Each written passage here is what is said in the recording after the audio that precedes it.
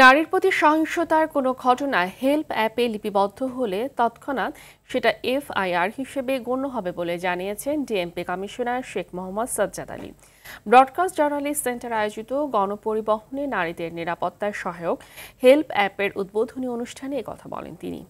আর মহিলা পরিষদের সভাপতি ফৌজিয়া মুসলিম বলেন, ধর্ষণের ঘটনা শুধু একজন নারীর নয়, পুরো রাষ্ট্রের নিরাপত্তা ও ভাবমূর্তিকে প্রশ্নবিদ্ধ করে। আতিকা রহমানের রিপোর্ট।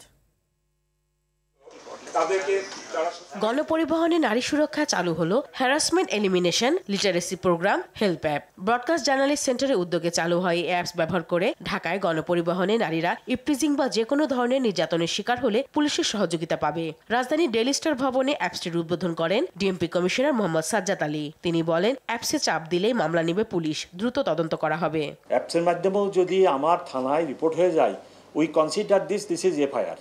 যখনই অ্যাকশনের প্রয়োজন হবে, বেসড অন দিস আমরা মামলা শুরু করব, যে দিস ইজ এফআইআর, ওইটা থেকেই আমরা শুরু করতে পারি, আমাদের কোনো আইনগত বাধা নেই।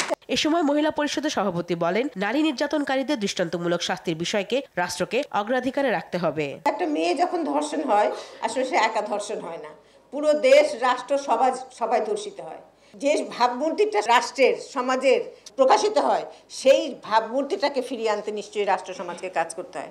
ধর্ষণের ইস্যুটা শুধুমাত্র নারীর ইস্যু না, এটা রাষ্ট্রের ইস্যু, এটা সমাজের ইস্যু। আলোচকরা বলেন, নারী নির্যাতন বন্ধে সামাজিক প্রতিরোধ জরুরি। সারা দেশে যে ধরনের ধর্ষণজনিত মৃত্যু, নারী নির্যাতন বেড়েছে, এর জন্য আমরা দুঃখ প্রকাশ এবং নিন্দা জ্ঞাপন করছি। এই অ্যাপসের মাধ্যমে এবং আমাদের রিপোর্টের মাধ্যমে, নানান কর্মকাণ্ডের মাধ্যমে আমরা চাই যে একটি সুস্থ স্বাভাবিক সমাজ প্রতিষ্ঠা হোক। সব ধরনের সংগঠনের এখন দেশের মানুষের, দেশের জনগণের, বিশেষ করে নারী এবং শিশুদের স্বার্থে, তাদের নিরাপত্তার স্বার্থে এই ধরনের কাজের সঙ্গে যুক্ত হওয়া দরকার। হেল্প অ্যাপ প্রকল্পটি সহযোগিতা করেছে ইউরোপীয় ইউনিয়ন, ফ্রি প্রেস ও আর্টিকেল 19।